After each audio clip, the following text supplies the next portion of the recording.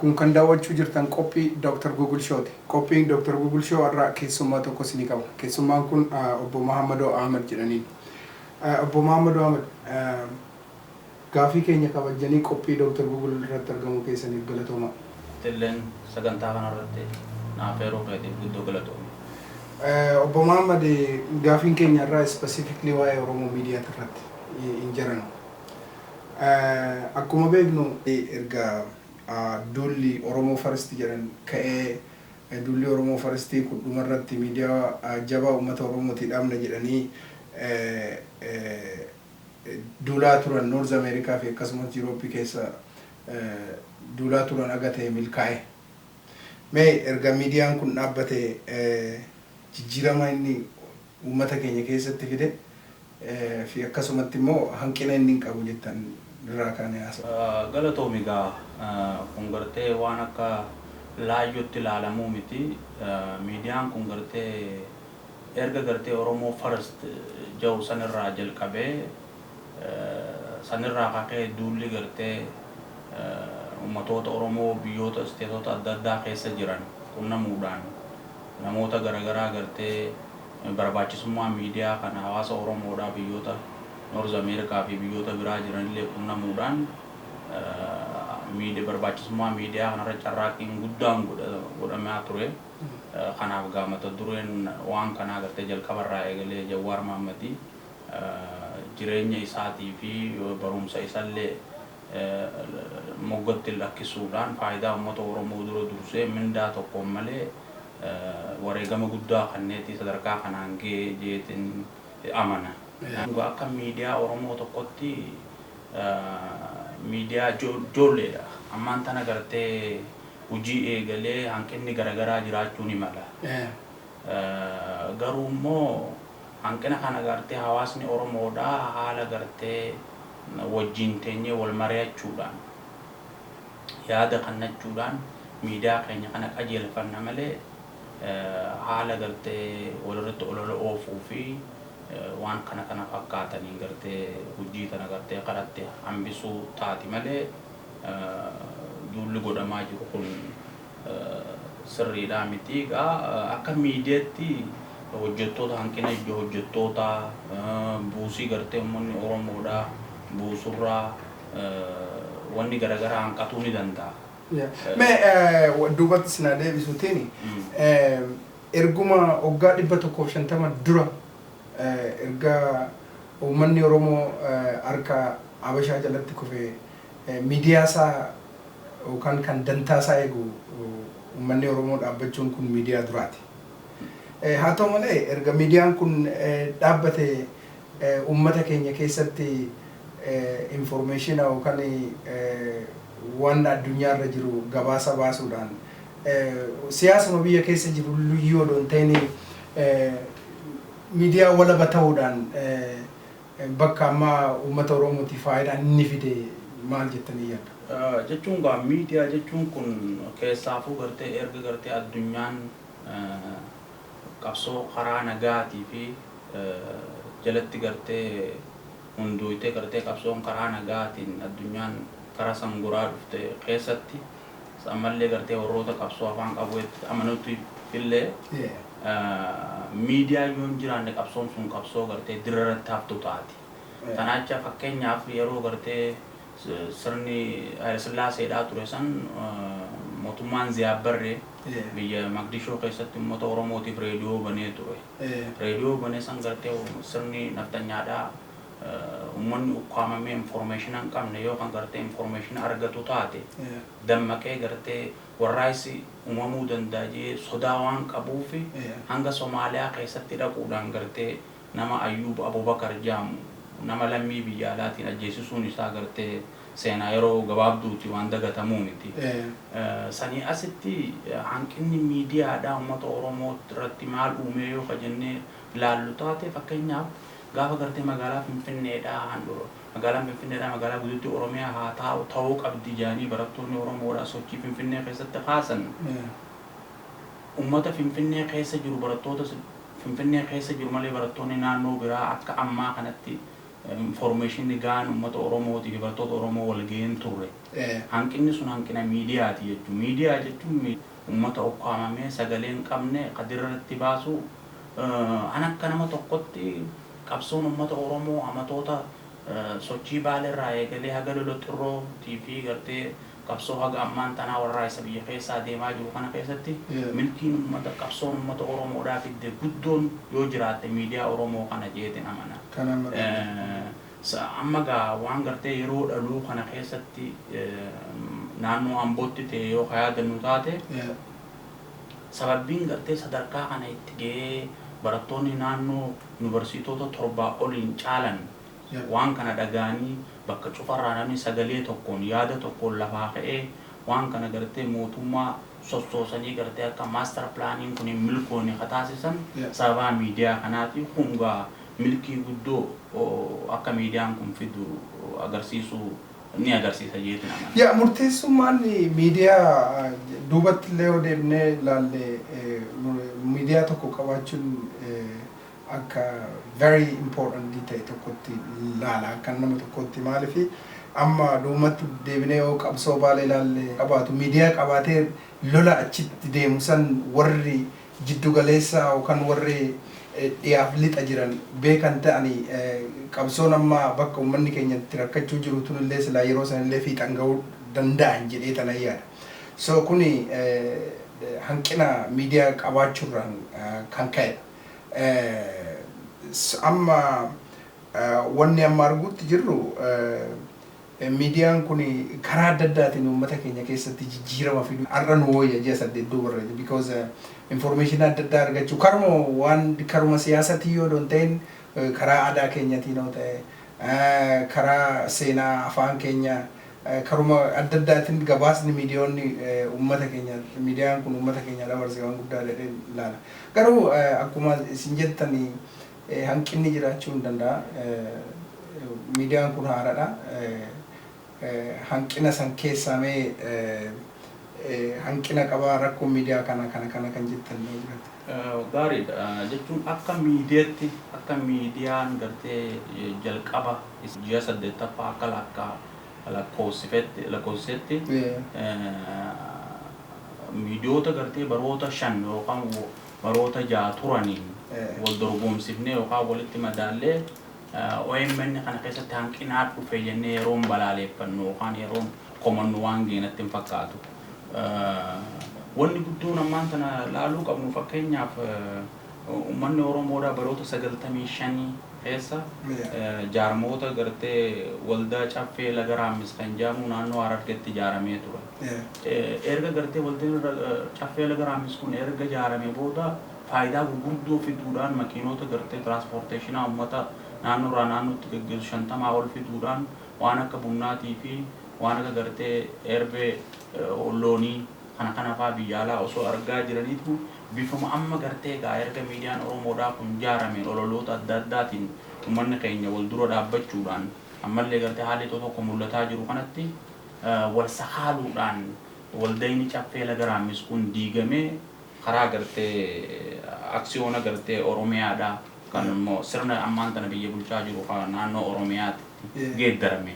Kun rakkinni jiru akka nama tokkotti akka nama fakkaatutti ummatoota gartee ummata Oromoo waliin jiraatu meeshaa gartee warroota sirnoota gartee biyya bulchuu fi warroota naftanyaatiif ergaa ta'uudhaan baalantarii waan kana gartee gaggeessuudhaan akkuma gartee qabsoo ummata Oromootis biyya alaa kana keessatti yaada adda addaa ummata Oromoo jidduu fiduudhaan ummata Oromoo adda babaasuu godhu akkuma godhamaa turetti ammallee miidiyaa kana keessatti wanni dhiyoo tana godhamaa jiru maqaa gartee the dictator and the Oromo media network jedhanii YouTube irratti maxxanfamaa jiru kun an akka nama Oromootti gartee namni miidiyaa kanaaf dhimmamee hanqina miidiyaa kanaati jira. Miidiyaan kun gartee maaliif akkanan taane namni jiru the dictator and the Oromia media jedhee YouTube irratti maxxansuun an kun ergaa biraa qaba jeetiin amana.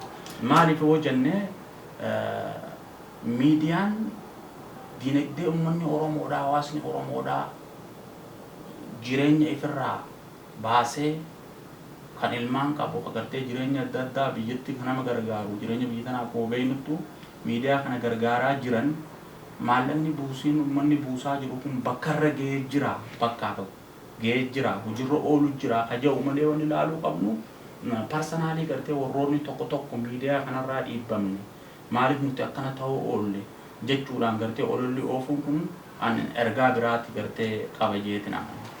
Yaa akkuma amma waan gaarii tokko jettee wanni akka uummataatti yookaan warri miidiyaa kan irratti waan qaban itti kennan gaafii isaan gaafachuu qaban akka nama tokkootti miidiyaan kun wanni maallaqa kiisii keenya baasnee miidiyaa kana kennineef bu'uurri yeroo san bu'uurameef sun hojiisaa hojjechuu jira odoon ta'in gaafii nama jiru nama tokko irratti qabsaanii yookaan miidiyaa kan irratti qabsaanii faallessuu waan miidiyaan kun itti dhaabbate jijjiiruu ilaalcha miidiyaan kun gargaarsa uummata keenya gargaare kana kireeditii dhoowwuu irraa kan ka'e waan baay'ee tolii gaddeemuu jira sa'aatii kanatti jecha. Fakkeenyaaf buusiin uummanni buusaa jiru wani ilaalaa jiru qandii uraa qabdu taa'ee gara biraa goraa jira.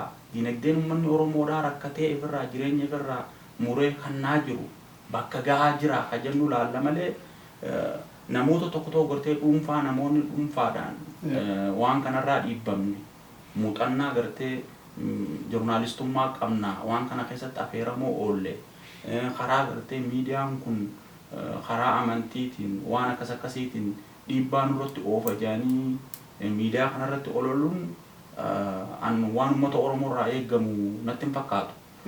Maal jennaan sirni biyya keessa jiru har'aan tana miidiyaa kana ukkaamsuudhaaf tattaaffii guddaadha godha.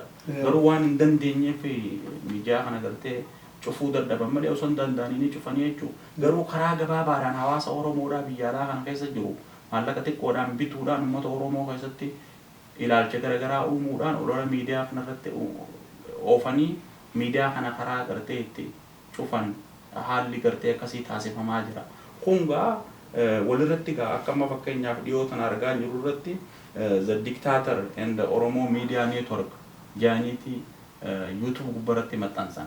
Kun namni Oromoodhaa namni gartee dhalaan Oromoo ta'e miidiyaa waa'ee gartee uummatoota Oromoo amantiin waaqeffataa kiristaana islaama jee addan baafne namni cufti waa'ee dhimma amantii fi haa ta'u aadaa Oromoo karaa naannoo garaagaraatti achirratti gaggeeffatuu danda'u miidiyaa uummatoota cufa walqixatti keessummeessu jee kaniin amanu kana keessatti yoogaa akkuma gartee siyaasaan Oromoodhaa biyyoota alaa kana keessatti gandarraa gartee karaa manatti galtee gandi faamiliidatti akka galtee kana yoo godhuu feenu taate malee anammaan tanatti ji'a 8 kana keessatti hanqinni miidiyaa kanarratti argame ololli kun irratti oofamu barbaachisaa natti hin fakkaatu.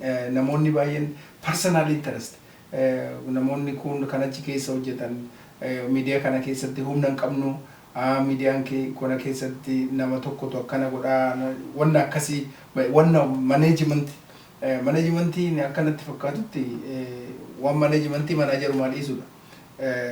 Maaliifi akka laallutti miidiyaa kana keessatti namooleen baay'een kan miidiyaa kana keessa bu'uureessanii waan gaarii hojjetan akkuma beeknu nama baay'een namoonni tokko lama ba'an. Namoonni kun akkuma waan gaarii godhan san waan hamallee godhuu danda'u. Miidiyaan kun seera ittiin buluu qaba. Miidiyaan kun seera ittiin namni itti buluu qaba. Namni tokko seeratti akkuma waajjiruma yookaan akkuma kaampaaniidhuma biyya kana keessatti hojjennu lafa tokko seera kaampaanii sanitti bulu ari'amuu wanuma jiru. So nuyi kanaan dura waan jaarmiyaa dhaabbanneen beekneef moo lack of experience idha kana godhamu maal jettanii yaaddu? Dhugaadha. Sunillee gartee haalota gartee tokko hoggaa laalle waan cufaaf gartee wanni cufti gartee jalqaba waan ta'eef haalli tokko mul'atuu ni jira. Garuu haalli mul'ataa jiru kun garuu haala daangaa dabre ta'e. Yoo miidiyaa Oromoo keessa koree hojii gaggeessituu haa ta'u boordiin gartee waan kana hojii tana gaggeessu keessatti hanqinni dhufullee haalli gartee ammaan tana bobbaan godhamaa jirtu bobbaa uummanni Oromoodhaa keessatti har'aan tana miidiyaan milkii amata 100 kana keessatti uummata Oromoo ukkaamame argame kana milkii gartee waggaa dhibba keessatti argame kana wal dura dhaabbachuun bifti ammaan tana gartee sagalee nama adda addaa waraabuudhaan YouTube gubbaratti maxxansuun kun haala daangaa dabre gartee namoonni gartee bilisummaa dhabee namoonni gartee afaan isaatiin ukkaanfamee maalummaan isaa cunqurfame akkaataa gartee biyyoota dimokiraasii ta'ee haala adda addaa sirna bulchiinsaa exercise godhanitti nutillee uummanni Oromoodhaa gartee waan adda addaa exercise godhaa jiraannullee bifti gartee ammaan tan itti dhaleessaa jiran kun uummanni adda addaa gartee ololli irratti oofaa jiran kun bifa daangarraa bee maaliif yoon nan fakkeenyaaf naafeeti gartee daldala tokko hojii qabaanne si waliin daldala kana wajjin qabnaa dhufeetiin hanqina daldala kiyyaa kanaa fi kee kana sheerii waa waliin qabnu si wajjin taa'ee wal mari'achuun danda'a. Namni biraa dhufee mana kiyyaa akkamitti akkam buluunaa jechuun danda'u.